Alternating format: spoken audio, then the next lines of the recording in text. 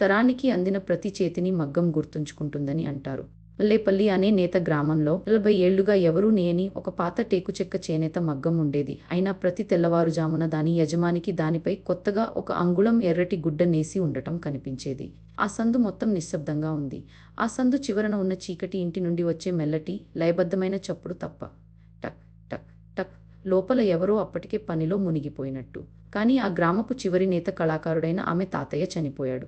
ఇల్లు సరిగ్గా శ్రీదేవికి చిన్నతనం నుంచి గుర్తున్నట్టే ఉంది. పెంకుటి కప్పు, నీలం రంగు సున్నం వేసిన గోడలు, మల్లెపూల వాసన, పాత దుమ్ము వాసన కలగలిసిన పెరడు. చనిపోయిన వారి గౌరవార్థం దయగల పొరుగువారు తలుపు దగ్గర ఒక ఇత్తడి దీపం వెలిగించి ఉంచారు. ఆమె తన సూట్కేసును కింద పెట్టగానే ఆ టకటక శబ్దం వెంటనే ఆగిపోయింది. ఆమె రాక కోసమే ఇల్లు చెవులు రిక్కించి వింటున్నట్టుగా. ఇది పాత దూలాల్లో గాలి చేస్తున్న చప్పుడే అని ఆమె తనకు తానే గట్టిగా చెప్పుకుంది. కానీ ఆ రాత్రి గాలి అన్నదే లేదు. గాలి కదలికే లేకుండా అసహజంగా నిశ్చలంగా నిలిచిపోయి ఉంది. తెలుగు అనువాదం: ఆ రాత్రి శ్రీదేవికి నిద్రపట్టలేదు.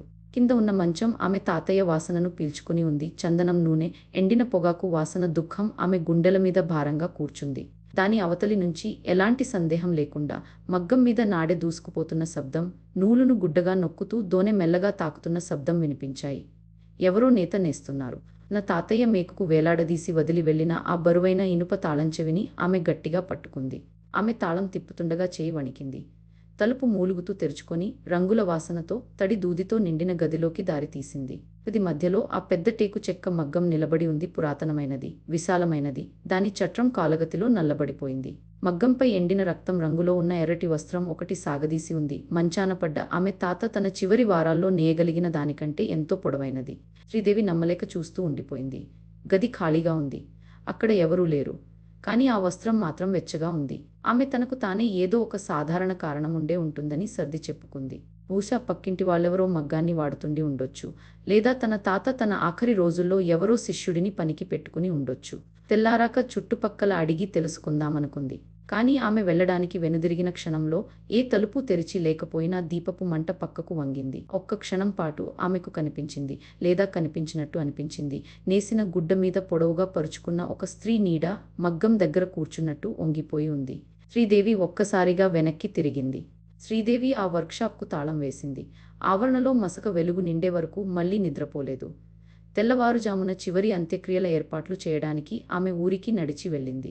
ఆమె తాతగారిని ఎరిగిన ఆ ముసలి పూజారి ఆమె చేతులు పట్టుకుని చాలా జాగ్రత్తగా మాట్లాడాడు. అమ్మా, నీ తాత గొప్ప నేత కళాకారుడు. కొన్ని వస్త్రాలు అని ఆయన మెల్లగా గొణిగాడు. బతికున్నవాళ్లు కట్టుకోవడానికి కావు. తర్వాత ఆమె ప్రశ్నను పెరుగుతున్న ఎండలో అలాగే వదిలేసి ఆయన గుడిలోకి హడావుడిగా వెళ్ళిపోయాడు. కానిది ఆ తర్వాతి రోజుల్లో బంధువులు వస్తూ పోతూ ఉన్నారు. ఆ చిన్న ఇల్లు దుఃఖ కార్యక్రమాల ఆచారాలతో నిండిపోయింది. శ్రీదేవికి అన్నదమ్ములు గాని అక్కాచెల్లెళ్ళు గాని లేరు. బంధువులు కూడా కొద్దిమందే మిగిలారు. ఆ ఆస్తి ఆమె ఒక్కదానికే చెందుతుంది. ప్రతి ఉదయం మగ్గం మీద ఉన్న ఎర్రటి వస్త్రం మరింత పొడుగయ్యేది. ఒకసారి ఆమె దాన్ని ఒక దారం పొడవుతో కొలిచింది. ముందు రాత్రి కంటే పూర్తిగా 4 అంగుళాలు ఎక్కువ. ఆమె కొన్ని అడుగుల దూరంలోనే నిద్రపోతుండగా ఏ మనిషి చేయి కూడా అంత శుభ్రంగా నేయలేదు. కంటెంట్ ఇవ్వలేను అనుకుంటాను. ఇది అనువాదమే కాబట్టి సరే. 5వ రోజు రాత్రి ఆ నేత నేసేవాడిని పట్టుకోవాలని శ్రీదేవి నిర్ణయించుకుంది. వర్క్షాప్ బయట చీకటి నడవలో ఆమె కూర్చుంది. దీపం వెలిగించకుండా ఒళ్ళో ఒక వంటింటి కత్తి పెట్టుకుని. గంటల తరబడి ఆమె సొంత గుండె చప్పుడు తప్ప ఇంకేమీ వినిపించలేదు. తాళం వేసిన తలుపు వెనుక ఆ టకటక శబ్దం మొదలైంది. స్థిరంగా, నిబ్బరంగా. చీకట్లో ఆమె దగ్గర్నుంచి ఏ అడుగుల చప్పుడు వెళ్ళలేదు. ఎవరూ లోపలికి రాలేదు. అయినా ఆ మగ్గం తన పాత పాట పాడుతోంది. దాని కింద ఇప్పుడు ఆమెకు మరొకటి వినిపించింది. ఒక స్త్రీ చాలా మెల్లగా ఒక జోలపాట గుణగుణిస్తోంది. లాలిపాట. ఆ పాట శ్రీదేవికి సగం గుర్తుండిపోయినదే. తన తాతయ్య పని చేసుకుంటూ గొణుక్కునే ఒక బాణి. కానీ ఈ గొంతులో అది తప్పుగా వినిపిస్తోంది. నెమ్మదిగా సాగదీసి, వంకరగా మారి, తడిసిన దారంలా స్వరాలు లాగుతూ. ధైర్యం కూడగట్టుకుని ఆమె తలుపు తీసి, కత్తిని పైకి ఎత్తి పట్టుకుని దాన్ని బార్లా తెరిచింది. గది ఖాళీగా ఉంది. మగ్గం నిశ్చలంగా ఉంది. కానీ నాడె మాత్రం ఎగురుతోంది. దానంతట అదే, ఏ చెయ్యి దారి చూపకుండానే పడుగుమీద ముందుకు వెనక్కు జారుతూ. ఆమె చూస్తుండగానే అది నెమ్మదించింది. ఎవరో చూసేసరికి సిగ్గుపడినట్టు. చివరికి కటుక్కుమని ఆగిపోయింది. గుడ్డ మళ్ళీ పెరిగిపోయింది. వెంకటమ్మ. ఈసారి శ్రీదేవి ఆ గుడ్డను బలవంతంగా పరిశీలించింది. అది ఒక చీర అని ఆమెకు అర్థమైంది. పాత పద్ధతిలో నేయబడింది. దానికి అందమైన అంచు ఉంది. అంచులో ఎరుపు రంగు మీద సన్నని నల్లని దారంతో అల్లిన అక్షరాలు ఉన్నాయి. తెలుగు అక్షరాలు. ఇది కేవలం ఒక పాత నమూనా అని, నేత పనివాడి సంతకం అని, అంతకు మించి ఏమీ కాదని ఆమె తనకు తాను సర్ది చెప్పుకుంది. ఆమె తలుపు మూసేసింది. కానీ నిద్ర రాలేదు. ఆరిపోతున్న దీపం చుట్టూ తిరిగే మిడతలాగా ఆ పేరు తెల్లవారే వరకు ఆమె మనసులో తిరుగుతూనే ఉంది. చీకటి అనిపించని ఆ సంఘటనను తెలుగులో అందిస్తున్నాను. మరుసటి రోజు ఉదయం సంతకు నడుచుకుంటూ వెళుతుండగా 3 సందుల అవతలి ఒక ఇంటి నుంచి ఏడుపులు, రోదనలు పైకి లేస్తుండటం శ్రీదేవి విన్నది. అక్కడ జనం గుమిగూడారు. ఒక ముసలావిడ నిద్రలోనే చనిపోయిందట ప్రశాంతంగా అన్నారు. కానీ ఆమె ముందటి రోజు వరకు ఆరోగ్యంగానే ఉంది. శ్రీదేవి చెవుల్లో సంత శబ్దాలు మెల్లగా మూగబోయాయి. మగ్గం మీద ఉన్న పేరు, చనిపోయిన ఆవిడ పేరు. ఆమె ధూళిలో కదలకుండా నిలబడిపోయింది. చేతుల్లోంచి బుట్ట జారిపోతుండగా ఇది కేవలం యాదృచ్ఛికమే అయ్యుండాలని తనకు తానే చెప్పుకుంటూ, అలాగే అయ్యుండాలి, ఎందుకంటే దానికి ప్రత్యామ్నాయం ఊహించడానికే భయంకరంగా ఉంది. అదే రోజు సాయంత్రం శ్రీదేవి ఏదైనా సమాధానం దొరుకుతుందేమో అని వర్క్షాప్ని తలకిందులు చేసి వెతికింది. మగ్గం కింద ఉన్న ఒక పెట్టెలో ఆమెకి తన తాతగారి పాత ఖాతా పుస్తకాలు దొరికాయి. వాటి పేజీలు మెత్తబడి పసుపు రంగులోకి మారిపోయి ఉన్నాయి. ఆ ఉత్తరాలు ఆమె తాతగారికి రాసినవి. వాటి కింద శ్రీదేవి తన కుటుంబంలో ఎప్పుడూ ఎవ్వరూ పలకగా వినని ఒక పేరు సంతకంగా ఉంది, కామాక్షి. ప్రతి ఉత్తరం ముందటిదానికంటే మరింత ఆవేదనతో నిండి ఉంది. చివరి ఉత్తరంలో ఒక్క వాక్యం మాత్రమే ఉంది. ఎర్ర చీర ఇస్తానని నాకు మాట ఇచ్చావు. నేను ఇంకా ఎదురు చూస్తూనే ఉన్నాను. కామాక్షి అంటే శ్రీదేవికి అర్థం కాలేదు. తన అమ్మమ్మ పేరు సరస్వతి. శ్రీదేవి చిన్న పిల్లగా ఉన్నప్పుడే ఆమె చనిపోయింది. మరి ఈ కామాక్షి ఎవరు? ఆమె ఉత్తరాలు దశాబ్దాల తరబడి ఎందుకు దాచిపెట్టబడ్డాయి? తెల్లవారుజామున ఆమె చివరికి ఆ వర్క్షాప్లోకి తొంగి చూసినప్పుడు అంచున రెండో పేరు కనిపించింది. మొదటి పేరు కింద కొత్తగా నేయబడి ఉంది. ఆ పేరు ఆమెకు తెలియలేదు. ధ్యానానికల్లా అది తనకు తెలుస్తుందని ఆమెకు అర్థమైంది. కన్నడ కాదు, క్షమించండి, తెలుగులో అందిస్తున్నాను. రెండవ పేరు ఆ ఊరి పోస్ట్మందే. ఆ సందులో ఏళ్ల తరబడి ఉత్తరాలు అందించిన ఉల్లాసమైన యువకుడు అతను. ఆ రోజు మధ్యాహ్నమే అతను కాలువ అడుగున శవమై కనిపించాడు. అతని సైకిల్ మాత్రం గట్టుమీద నిటారుగా నిలబడే ఉంది. అతని శరీరం మీద ఒక్క గాయం కూడా లేదు. అది ఒక జాబితాను నేస్తోంది.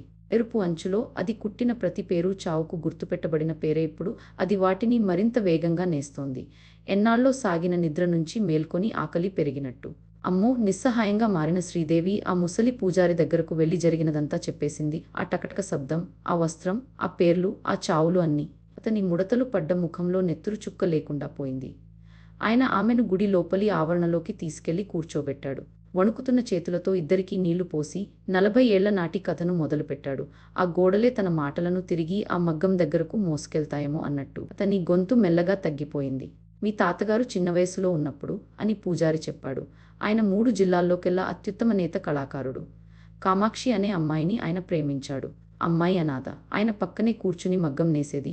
మగ్గం మీద ఆమె చేతులు సంగీతంలా ఉండేవి. కానీ మీ ముత్తాత దానికి ఒప్పుకోలేదు. కామాక్షికి కుటుంబం లేదు, కట్నం లేదు, ఆయనకు నచ్చిన కులమూ లేదు. దానికి బదులు ఒక ధనవంతుడైన భూస్వామి కూతురు సరస్వతితో మీ తాతగారి పెళ్లి కుదిర్చాడు. మగవాళ్లందరిలాగే బలహీనుడైన మీ తాతగారు తన తండ్రి మాటకు తలొగ్గాడు. తెలుగు ట్రాన్స్లేషన్: కామాక్షి అతన్ని శపించలేదు, మొదట్లో కాదు అని పూజారి కొనసాగించాడు. ఆమె ప్రాధేయపడింది. ఆమె తన ఉత్తరాలు రాసింది. వర్షాకాలం మొత్తం అతని కొత్త ఇంటి బయట కూర్చుంది. అక్కడ ఆ మగ్గం దగ్గర తన పెళ్లి అలంకరణలో తన సొంత పడుగు దారాలతో ఆమె ఉరి వేసుకుంది. అతను ఎన్నడూ నేని ఆ చీరను ధరించి ఆమె కనిపించాలని. శ్రీదేవి చేయి ఆమె నోటికి అడ్డుగా వచ్చింది. పూజారి కళ్ళు మూసుకున్నాడు. కామాక్షి, మీ తాత ఆమెను తెల్లవారుజామున చూశాడు అని పూజారి గుసగుసలాడాడు. వాళ్ళు ఆమెను కిందకు దించి పరువు బయటకు పొక్కకూడదని ఇంటి వెనుక ఉన్న చింతచెట్టు కింద నిశ్శబ్దంగా పూడ్చిపెట్టారు. కానీ ఆ రోజు నుండి మగ్గం ఎప్పుడూ నిశ్శబ్దంగా ఉండలేదు. అది దానంతట అదే నేసేది. తర్వాత మిగతా వాళ్ళు కామాక్షిని ఎగతాళి చేసిన లేదా ఆమెను తరిమికొట్టిన ప్రతి ఒక్కరూ ఒకరి తర్వాత ఒకరు చనిపోయారు. మీ తాత ఆ వస్త్రాన్ని కాల్చేశాడు. నాడెను విరగ్గొట్టాడు. ఆ గదికి తాళం వేశాడు. నేత నెమ్మదించింది, కానీ అది ఎప్పుడూ ఆగలేదు. ఆయన 40 సంవత్సరాలు ఆ తలుపును కాపలా కాస్తూ గడిపాడు. అతను ఇప్పుడు వెళ్ళిపోయాడు అన్నాడు ఆ పూజారి. మరియు ఆ మగ్గం మేల్కొంది. నువ్వు ఆ ఇంట్లో ఒంటరిగా ఉన్నావు. శ్రీదేవి గుడి చల్లని నీడలో మొద్దుబారిపోయి కూర్చుంది. కానీ ఇప్పుడు ఈ మనుషులు ఎందుకు అని అడిగింది. వెంకటమ్మ, ఆ పోస్ట్మ్యాన్ వాళ్ళు కామాక్షికి ఏమీ చేయలేదు. అంత పాత దుఃఖానికి దోషికి బ్రతికున్నవాడికి మధ్య తేడా మర్చిపోతుంది. దానికి ఇంకా న్యాయం వద్దు. దానికి కావాల్సింది ఆ చీరను పూర్తి చేయడమే. ఒక చీర అంచులో చాలా పేర్లకు చోటు ఉంటుంది. ఆమె మణికట్టును గట్టిగా పట్టుకున్నాడు. ఈ రాత్రే వెళ్ళిపో. సరిగ్గా ఆ సాయంత్రమే శ్రీదేవి తన సూట్ కేసు సర్దుకుంది. పూజారి చెప్పినట్టే వినాలని గట్టిగా నిర్ణయించుకుంది. కానీ గేటు దగ్గరకు చేరుకోగానే తన వెనుక ఆ టక్ టక్ శబ్దం మొదలవడం వినిపించింది. అది కూడా చీకటి పడకుండా నడి పగలే మొదటిసారి. టక్ టక్ టక్. అది ఇక అర్ధరాత్రి కోసం ఎదురుచూడడం లేదు. అంచు ఒక జానెడంత పెరిగింది. ఇప్పుడు దానిలో మరో 3 పేర్లు నేయబడి ఉన్నాయి. మొదటి 2 చదివింది ఆమెకు తెలియని వాళ్ళవి. ఆ తర్వాత మూడోది చదివింది. ఆమె చేతిలోంచి సూట్కేసు జారి నేలపై పడింది. నల్లని దారంతో నేయబడిన ఆ మూడో పేరు అది పూజారిదే. అది గుడి దాకా ఆగకుండా పరిగెత్తింది. ఊపిరితిత్తులు మండిపోతున్నాయి. మధ్యాహ్నపు ఎండ తలమీద తెల్లగా, కనికరం లేకుండా మండుతోంది. గుడి మెట్లమీద అప్పటికే జనం గుమిగూడి ఉండడం చూసింది. పూజారి తన సాయంత్రపు పూజల్లోనే కుప్పకూలిపోయాడని, ఒక్క ఊపిరికి మరో ఊపిరికి మధ్య అతని గుండె ఆగిపోయిందని వాళ్ళు చెప్పారు. అతని హెచ్చరిక అతని ప్రాణాన్నే బలి తీసుకుంది. ఆ మగ్గం ఎలాగో అతని మాట విన్నది, బదులు ఇచ్చింది. తను అలా పారిపోవడం సాధ్యం కాదని అప్పుడు ఆమెకు అర్థమైంది. తను ఎక్కడికి వెళ్ళినా ఆ మగ్గం నేస్తూనే ఉంటుంది. దానికి తెలిసిన పేర్లు చనిపోతూనే ఉంటాయి అన్నారు. ఆ రాత్రి శ్రీదేవి ఏమాత్రం నిద్రపోలేదు. మగ్గం ముందు కూర్చుని పూజారి చెప్పిన మాటలు మనసులో మళ్ళీ మళ్ళీ తిరుగుతున్నాయి. ఆత్మకు కావలసింది చీరను పూర్తి చేయడమే అయితే ఆ చీరను పూర్తి చేయొచ్చు లేదా నాశనం చేయొచ్చు. ఆమె నేసిన చీరను తన చేతుల్లోకి తీసుకుంది. అది చల్లగా, తడిగా ఉండి, తడి చర్మంలా ఆమెకు అతుక్కుపోతున్నట్టు అనిపించింది. దాన్ని పెరట్లోకి మోసుకెళ్లి దీపపు నూనెతో తడిపి అగ్గిపుల్ల వెలిగించింది. కోకి wait, let me give the actual translation. ఆ చీర కాలడం లేదు. అగ్గిపుల్ల మంట నూనెలో తడిసిన ఆ ఎర్రని చీరను తాకింది. కానీ కనిపించని ఏదో చెయ్యి ఆర్పేస్తున్నట్టు మళ్ళీ మళ్ళీ ఆరిపోయింది. ఆ చీర ఏమాత్రం పాడవకుండా, కనీసం మాడిపోకుండా అలాగే పడి ఉంది. దాని నునుపైన ఎర్రని ఉపరితలం మీద చీకట్లో ఎవరో అప్పుడే రాసినట్టు తాజాగా, తడిగా, కారుతున్న నల్లని అక్షరాలతో 4 భయంకరమైన మాటలు వెలిశాయి. ఇది నా చీర. శ్రీదేవి మళ్ళీ లోపలికి పరిగెత్తి తల నుంచి కాలి వరకు వణుకుతూ తలుపు గడియ వేసింది. తన పనిని కాల్చడానికి ఆ మగ్గం ఒప్పుకోలేదు. ఆమె నిరాశను గ్రహించినట్టు ఆ టకటక శబ్దం మళ్ళీ మొదలైంది. ఇప్పుడు నెమ్మదిగా, దాదాపు సున్నితంగా ఆ వికృతమైన జోలపాట గోడల గుండా మెల్లగా తేలివచ్చింది. మొదటిసారిగా ఆ ఆత్మ తనపై ఆగ్రహంతో లేదని, ఎదురుచూస్తోందని శ్రీదేవికి అనిపించింది. వేకువజామున శ్రీదేవి తనను తాను బలవంతంగా మళ్ళీ ఆ వర్క్షాప్లోకి తీసుకెళ్ళింది. ఆ గుడ్డను నాశనం చేయలేకపోతే కనీసం దాన్ని అర్థం చేసుకోవాలని ఆమె నిర్ణయించుకుంది. అప్పటికే అల్లిన పేర్లను ఆమె నిశితంగా చూసింది. ఇంతకుముందు గమనించని ఒక విషయం ఆమెకు కనిపించింది. అవి ఒక క్రమంలో ఉన్నాయి. ఆ జాబితా పెరుగుతున్న అలలా స్థిరంగా లోపలికి కదులుతోంది. అది తర్వాత ఎక్కడికి చేరుతుందో ఆమె లెక్కగట్టింది. ఆమె నరాల్లో మంచు ప్రవహించినట్లయింది. సందులోని ఇళ్ల తర్వాత, ఇరుగు పొరుగు వారిలో చిట్టచివరి వారి తర్వాత ఆ సరిహద్దు తనది చేసుకోవడానికి మిగిలింది ఒకే ఒక్క ఇల్లు, తన సొంత ఇల్లు. ఆమెకు కామాక్షి గురించి మరింత తెలుసుకోవాల్సిన అవసరం ఉంది. మగ్గం కింద ఉన్న పెట్టెలో శ్రీదేవి మళ్ళీ వెతికింది. నూనెగుడ్డలో చుట్టి ఉన్న ఒక పాత ఫోటో దొరికింది. యవ్వనంలో ఉన్న ఆమె తాత. ఆయన పక్కన పెద్ద పెద్ద నల్లని కళ్ళతో, సిగ్గుతో కూడిన చిరునవ్వుతో, జుట్టులో మల్లెపూల దండతో ఉన్న ఒక అమ్మాయి. శ్రీదేవి ఆ సౌమ్యమైన ముఖాన్ని తదేకంగా చూస్తూ తన భయం అంతటి కింద ఒక్కసారిగా జాలి కలిగింది. ఇది రాక్షసి కాదు. ప్రేమను వాగ్దానం చేసి దానికి బదులు ఉరితాడును అందుకున్న ఒక అమ్మాయి ఇది. కానీ జాలి చావును ఆపదని ఆమెకు తెలుసు. రాత్రి శ్రీదేవి నేరుగా ఆ ఖాళీ వర్క్షాప్తో మాట్లాడింది. వాళ్ళు నీకు ఏం చేశారో నాకు తెలుసు కామాక్షి అని ఆ చీకట్లోకి అంది. అతను తన మాట తప్పాడని నాకు తెలుసు. నేను అతని రక్తాన్ని, నన్ను క్షమించు. చాలాసేపు కేవలం నిశ్శబ్దం మాత్రమే ఉంది. దాన్ని పూర్తి చెయ్యి అని ఆ గుసగుస అంది. నా చీరను పూర్తి చేసి దాన్ని కట్టుకో, చివరికి మనం పెళ్లి చేసుకుందాం. శ్రీదేవి నరాల్లో రక్తం గడ్డకట్టుకుపోయింది. ఆత్మ తన నుండి సరిగ్గా ఏం కోరుకుంటోందో ఆమెకు చివరికి స్పష్టంగా అర్థమైంది. మూడలో పెళ్లికూతురి కోసం నేయబడిన చీరాది. కామాక్షి దాన్ని కట్టుకోవాలని ఎదురుచూస్తూనే చనిపోయింది. 40 ఏళ్ల నేత అంతా రాని ఆ ఒక్క పెళ్లి కోసమే సాగింది. ఆ వంశంలో చిట్టచివరిది శ్రీదేవి. ఆ మనవరాలే ఇంట్లో ఒంటరిగా, సరిగ్గా కామాక్షి చేరుకోగలిగే చోటే. అంచులో ఉన్న ఆ పేర్లు అసలు లక్ష్యమే కావని భయంతో ఆమెకు అర్థమైంది. అవి పెళ్లికి వచ్చిన అతిథులు. కామాక్షి కథ ముగింపును గౌరవిస్తూ స్వాభావికంగా చదవగలిగే తెలుగులో అనువాదం ఇస్తున్నాను. భయం ఆమెను పూర్తిగా కబళించింది. తిరస్కరిస్తే ఆ నేత వీధి వెంట సాగుతూ ఆమె పేరు దగ్గరికి చేరుకుంటుంది. అప్పుడు మిగతా అందరిలాగే ఆమె కూడా చనిపోతుంది. ఎలాంటి గుర్తు లేకుండా, ఏ హెచ్చరిక లేకుండా. శ్రీదేవి ఇంట్లోంచి రాత్రిలోకి పరిగెత్తి పక్కింటి తలుపు బాదింది. కానీ వాళ్ళు తలుపు తీయలేదు. ఆమె ఎక్కడికి వెళ్తే అక్కడ మృత్యువు వెంటాడుతుందని మాట పాకిపోయింది. విధి అంతా ఆమెకు ముఖం చాటేసింది. చీకటి సందులో తిరుగుతూ ప్రతి ఒక్క ఇంటి తలుపు తనను తిరస్కరించగా 40 ఏళ్ల క్రితం కామాక్షి ఏం అనుభవించి ఉంటుందో శ్రీదేవికి భయంకరమైన స్పష్టతతో అర్థమైంది. ఒంటరిగా, ఎవరికీ అక్కర్లేకుండా, ఊరంతా ముఖం తిప్పుకుంటూ. క్రూరత్వం పాత తరంతో పాటు చనిపోలేదు. అది కేవలం తనకు కొత్త బలిపశువును వెతుక్కుంది. ఆమె లోపలికి అడుగుపెట్టగానే ఆ మగ్గపు చప్పుడు ఆమెను ఆహ్వానించింది. ఇప్పుడు దాదాపు ఆప్యాయంగా. అలసిపోయి, భయపడుతూ ఆమె మగ్గం ముందు నేలపై కూలబడింది. మొదటిసారి ఆమెకు అక్కడ శత్రువు కనిపించలేదు. దుఃఖంలో ఒక సోదరి కనిపించింది. కామాక్షికి తను అన్నట్టుగానే ట్రాన్స్లేషన్ బిలో 3 రోజుల పాటు శ్రీదేవి ఇంట్లోంచి బయటకు రాలేదు. తక్కువతింది. అంతకన్నా తక్కువ నిద్రపోయింది. మగ్గం దగ్గర కూర్చుని కామాక్షితో ఒక స్నేహితురాలితో మాట్లాడినట్టు మాట్లాడేది. అటకటక శబ్దం తగ్గింది. ఆ ఆగని ఏడుపు ఆగిపోయింది. మెల్లమెల్లగా ఆ గుడ్డ అంచులో ఆ పేర్ల పక్కన ఆ ఆత్మ ఏదో కొత్తది నేయడం మొదలుపెట్టింది. ఒక్క మల్లెపువ్వు, మాట ఇచ్చిన ఆ రోజున కామాక్షి పెట్టుకున్నలాంటి మల్లెపువ్వు. తెలుగు అనువాదం. కానీ ఆ సున్నితమైన సంధి ఎక్కువ కాలం నిలవలేదు. 4వ రాత్రి ఒక బంధువు వచ్చాడు. శ్రీదేవి దూరపు మామయ్య. ఇల్లు, పొలం ఇప్పుడు ఆమె పేరున ఉన్నాయని విని తనకు ఒక వాటా కావాలని వచ్చాడు. వాడు పెద్దగా అరుస్తూ, అత్యాశతో నిండిన మనిషి. మగ్గం గురించి ఆమె చెప్పిన హెచ్చరికలను చూసి నవ్వాడు. ఆగమని శ్రీదేవి అరిచింది. వాడు పగిలిన ఆ ఎర్రటి నాడెను అందుకుని ఎగతాళిగా గాలిలో ఊపాడు. చూసావా, ఇదొక పాత కట్టే అంతే. తర్వాత దాన్ని నేలకేసి విసిరికొట్టాడు. ఎముక విరిగినట్టు చప్పుడుతో అది మరింత పగిలిపోయింది. తెలుగు అనువాదం. ఇదిగో గదిలో ఉష్ణోగ్రత ఒక్కసారిగా పడిపోయింది. దీపం ఆరిపోయింది. ఆ హఠాత్తు చీకటిలో తన మామయ్య వెక్కిరింపు నవ్వు ఊపిరాడని గాండ్రింపుగా మారడం శ్రీదేవి విన్నది. మగ్గం మీది పడుగు దారాలు వాటంతట అవే పైకి లేచి అతని గొంతు చుట్టూ 2 సార్లు చుట్టుకుని ఆమె భయంతో చూస్తుండగానే మరింత బిగుసుకుంటూ వెళ్ళాయి. శ్రీదేవి వాటిని వెర్రిగా గోళ్లతో గీరింది. కానీ అవి తీగలా గట్టిగా, ఇనుములా చల్లగా ఉన్నాయి. కామాక్షి, వద్దు అని ఆమె అరిచింది. అతను ఏమీ కాదు, అతన్ని వదిలేయి. ఒక్క క్షణం పాటు ఆ మగ్గం ఆమె మామయ్యను చావు అంచున పట్టి ఉంచింది, ఊపిరి బిగపట్టుకునేలా. తర్వాత నెమ్మదిగా ఆ దారాలు సడలి మళ్లీ నేతపేటలోని తమ స్థానానికి జారిపోయాయి. శ్రీదేవి విరిగిపోయిన నాడే పక్కన మోకాళ్ల మీద కూర్చుంది. ఆమె గుండె వేగంగా కొట్టుకుంటోంది. ఆత్మ అతన్ని విడిచిపెట్టింది ఎందుకంటే ఆమె అలా అడిగింది కాబట్టి. తనకు కామాక్షి మీద బతికున్న ఏ మనిషికి ఎన్నడూ లేనంత ప్రభావం ఉందని ఆమెకు ఇప్పుడు అర్థమైంది. ఆ రాత్రి ఆ గుసగుసు మళ్లీ తిరిగొచ్చింది. ఇంతకు ముందెన్నడూ లేనంత బలంగా, ఇంకా పట్టుదలగా. వాళ్ళు నిజంగా ఎలాంటి వాళ్ళో నీకు ఇప్పుడు అర్థమైంది కదా అంటూ అది మగ్గం గుండా గుసగుసలాడింది.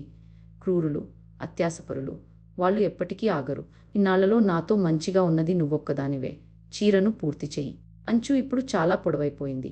డిజైన్ చివరికి చేరడానికి కేవలం కొన్ని అంగుళాల ఖాళీ ఎరుపు మాత్రమే మిగిలింది. తాను కోరుకున్నా కోరుకోకపోయినా ఆ నిర్ణయం ముంచుకొస్తోందని శ్రీదేవికి అర్థమైంది. మగ్గం దాదాపు పూర్తయిపోయింది. సరై పూర్తి కాకముందే విడుదల కర్మను నేర్చుకోవాలని శ్రీదేవి నిశ్చయించుకుంది. ఆమె పక్క ఊరికి నడిచి వెళ్ళింది. పొలాల గుండా 2 సుదీర్ఘ గంటల ప్రయాణం. అక్కడ ఆత్మలను నయం చేసే మంత్రగత్తెగా పేరున్న ఒక ముసలి స్త్రీని కలిసింది. ఆ మంత్రగత్తె మౌనంగా విన్నది. ఆ తర్వాత చాలా గంభీరంగా మారిపోయింది. ఆమె పెళ్లి కాకుండానే తన పెళ్లి చీరలో తన చేతులారా గుండెలో ఒక విరిగిన వాగ్దానంతో చనిపోయింది. ఆమెను విడిపించాలంటే ఆ వాగ్దానాన్ని నెరవేర్చాలి, ఆ తర్వాత దాన్ని రద్దు చేయాలి. అత్తయ్య హెచ్చరించింది శ్రీదేవి చేయి గట్టిగా పట్టుకుంటూ. కానీ జాగ్రత్త బిడ్డ, ఇన్నేళ్లుగా బంధించబడిన ఆత్మ అంత తేలిగ్గా వదిలిపెట్టదు. నువ్వు చీర పూర్తి చేసిన క్షణం తన పెళ్లి ఎట్టకేలకు వచ్చేసిందని ఆమె నమ్ముతుంది. నువ్వు తడబడితే, ఆ వస్త్రం ఒక్కసారైనా నీ శరీరాన్ని తాకనిచ్చావంటే ఆమె నిన్ను చీరలా ధరిస్తుంది. నువ్వు మళ్ళీ ఎన్నడూ మేల్కొనవు. ఎండిన వేప ఆకులు, పసుపును శ్రీదేవి చేతుల్లో పెట్టింది. సంధ్యవేళకి శ్రీదేవి ఇంటికి తిరిగొచ్చింది. వైద్యురాలి మాటలు ఆమె మనసులో మండుతున్నాయి. చీరని తనే స్వయంగా, ఇష్టపూర్వకంగా పూర్తి చేయాలని నిర్ణయించుకుంది. ఒక దయతో కూడిన పనిలాగా. కానీ దాన్ని ఒక్కసారి కూడా తన ఒంటికి తాకనివ్వకూడదని కూడా అనుకుంది. చిన్నప్పుడు ఆమె తాత నేతలోని ప్రాథమిక మెళకువలు నేర్పించాడు. ఆమె ఊహించిన దానికంటే ఆమె చేతులు ఎక్కువే గుర్తుపెట్టుకున్నాయి. వారాల తరబడి ఆమెను భయపెట్టిన ఆ టకటక శబ్దం ఇప్పుడు ఆమె సొంత చేతుల నుంచే వస్తోంది. హద్దు దాటి గంటల తరబడి శ్రీదేవి నేస్తూనే ఉంది. ఆ ఎర్రటి వస్త్రం ఆమె నొప్పులు పుట్టిన వేళ్ల కింద నెమ్మదిగా పెరుగుతూ వచ్చింది. ఆమె తడబడిన ప్రతిసారి ఆమె భుజం దగ్గర ఉన్న ఆ చల్లని ఉనికి ఆమె చేతులకు దారి చూపింది. బ్రతికున్న ఏ గురువు ఎన్నడూ నేర్పని కుట్లను ఆమెకు చూపింది.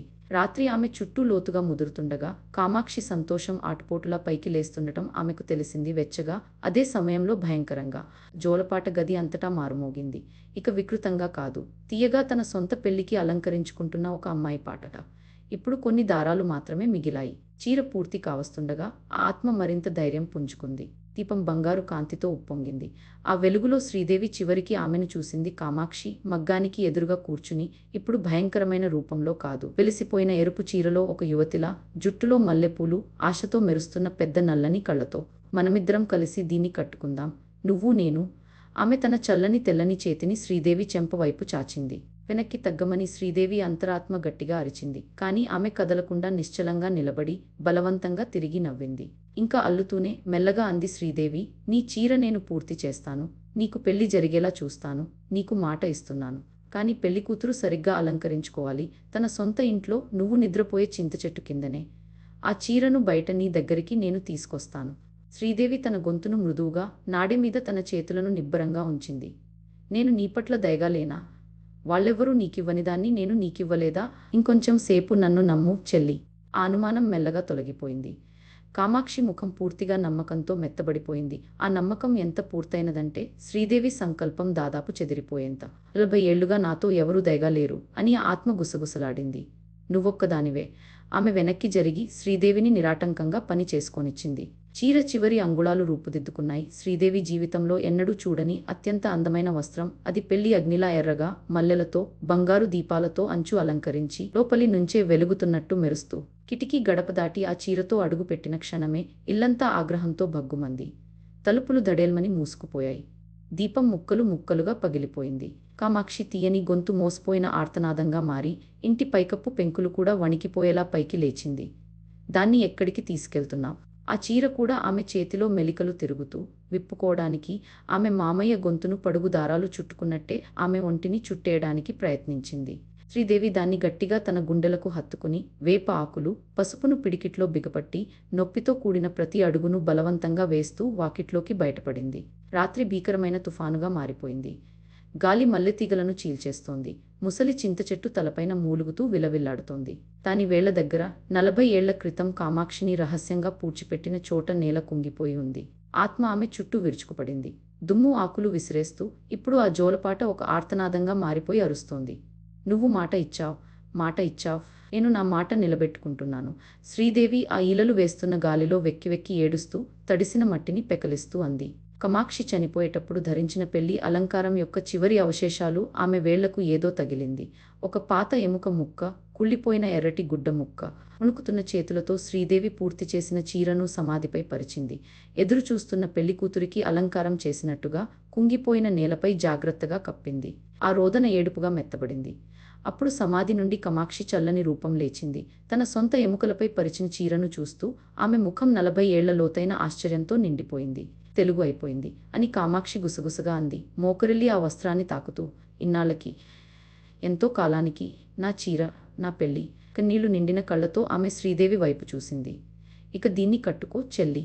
ఆమె చల్లని, పాలిపోయిన చెయ్యి అకస్మాత్తుగా నలిపేసే బలంతో శ్రీదేవి మణికట్టును పట్టుకుని ఆమెను సమాధి వైపుకి, అక్కడ ఎదురు చూస్తున్న ఆ వస్త్రం వైపుకి లాగింది. వైద్యుడు తనను హెచ్చరించింది సరిగ్గా ఈ క్షణం గురించే. శ్రీదేవి వెనక్కి తప్పుకోలేదు. చనిపోయిన వారితో బలప్రదర్శనలో తాను ఎప్పటికీ గెలవలేనని ఆమెకు తెలుసు. దులుగా ఆ వేప ఆకులను, పసుపును కామాక్షి చల్లని అరచేతిలో గట్టిగా అదిమి ఆ వైద్యురాలు నేర్పిన మాటలు పలికింది. పెళ్లి ఆశీర్వాదాన్ని, అంత్యక్రియల ఆచారాన్ని కలిపి, సంతోషాన్ని, వీడ్కోలును ఒకే ఊపిరిలో. నీ విశ్రాంతి తీసుకో. మాట నిలబెట్టబడింది. ఇప్పుడు అది విడుదలైంది. నువ్వు వెళ్ళడానికి స్వేచ్ఛగా ఉన్నావు.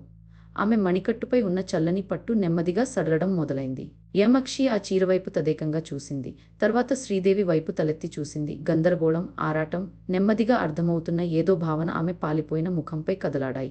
విముక్తి. ఆ మాట అర్థమే ఎప్పుడో మరచిపోయినట్టు ఆమె మళ్లీ అనింది. దాని అంచున అల్లిన మల్లెలు విచ్చుకున్నట్టు తుఫాను కడిగిన ఆ గాలిలోకి అకస్మాత్తుగా సుగంధ ప్రవాహాన్ని వెదజల్లాయి. వెళ్ళు అక్క. శ్రీదేవి గుసగుసలాడింది. అతను తన మాట నిలబెట్టుకోలేకపోయాడు. కానీ నేను నిలబెట్టాను. ఇప్పుడు ఎదురు చూడడానికి ఏమీ మిగల్లేదు. వెళ్ళి విశ్రాంతి తీసుకో. కబురు చీర నెమ్మదిగా సమాధిలోకి కూరుకుపోయింది.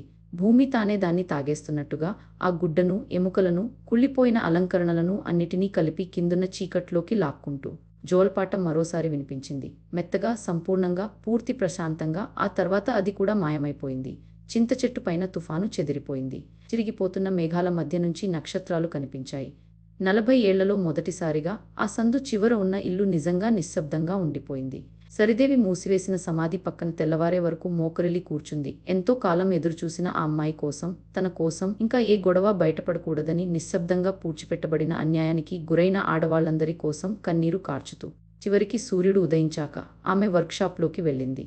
అక్కడ చలి లేదు, గుసగుసలు లేవు, ఎదురుచూస్తున్న ఏ ఉనికి లేదు. ఆ మగ్గం ఇప్పుడు కేవలం ఒక పాత మగ్గం మాత్రమే. చెక్క, దారం, జ్ఞాపకం. ఆమె దాని అరిగిపోయిన చట్రంపై తన అరచేయి ఆంచి ఉదయపు మృదువైన వెచ్చదనం తప్ప మరేమీ అనుభవించలేదు. కామాక్షి సమాధి పక్కన ఆ విరిగిన మగ్గం నాడాన్ని పాతిపెట్టి తవ్విన మట్టి మీద కొత్త మల్లె మొక్కలు నాటింది.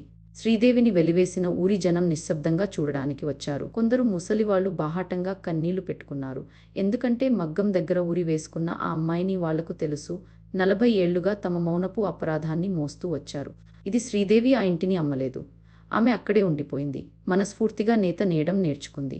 ఒకటి వెలుగులో ఆ పెద్ద మగ్గాన్ని నడిపిస్తూ తన తాత, కామాక్షి ఇద్దరూ ప్రేమించిన ఆ కళలోనే ఆమె చేతులు బలంగా, నేర్పుగా తయారయ్యాయి. మగ్గం చేసే ఆ టకటక శబ్దం ఆమె ప్రపంచంలోనే అత్యంత ఓదార్పునిచ్చే శబ్దమైంది. పని యొక్క, జీవితం యొక్క నిజాయితీ గల శబ్దం. ఇంటిని పట్టి పీడించిన చీకటి శక్తి వెళ్ళిపోయింది. దాని స్థానంలో ఆమె నెమ్మదిగా ప్రశాంతమైన, సాధారణమైన శాంతిని నిర్మించుకుంది. కొన్ని సంవత్సరాల తర్వాత ఒక ముసలి పొరుగువాడు శ్రీదేవిని అడిగాడు, ఒకప్పుడు ఒక స్త్రీ మగ్గం దగ్గర చనిపోయిన ఆ ఇంట్లో ఒంటరిగా ఉంటూ ఆమెకు ఎప్పుడైనా భయం వేసిందా అని. శ్రీదేవి కేవలం చిరునవ్వు నవ్వి మెల్లగా తల అడ్డంగా ఊపింది. చివరికి ఆమె నిజంగా ఎప్పుడూ క్రూరురాలు కాదు అంది. ఆమె మళ్లీ తన నేత పనిలోకి తిరిగింది. అలవాటైన ఆమె చేతుల మధ్య నాడే ఖచ్చితంగా, స్థిరంగా ఎగురుతూ సాగింది. బతికున్న వాళ్ళు చనిపోయిన వాళ్లకు ఇవ్వాల్సినది నేను ఆమెకు ఇచ్చాను. ఆమె పేరును ఆమెకు తిరిగి ఇచ్చాను. ఆమెకు శాంతిని ఇచ్చాను. కానీ ఒక రాత్రి, ముసలితనంలో దశాబ్దాలుగా వినని ఒక శబ్దానికి శ్రీదేవికి మెలకువ వచ్చింది. టక్ టక్ టక్. ఆమె లేచి, దీపాన్ని పైకెత్తి పట్టుకుని పనిగదికి వెళ్ళింది. మగ్గం కదలకుండా, ఎవరూ ముట్టుకోకుండా నిశ్చలంగా నిలిచి ఉంది. ఆ ఎరుపులో అల్లిన పేరు ఆమెదే. నేత నాడ వెచ్చగా ఉంది. ఎక్కడో చాలా మెల్లగా ఒక జోలపాట మెల్లగా మోగడం మొదలైంది, ఒక సోదరిని ఇంటికి ఆహ్వానిస్తూ.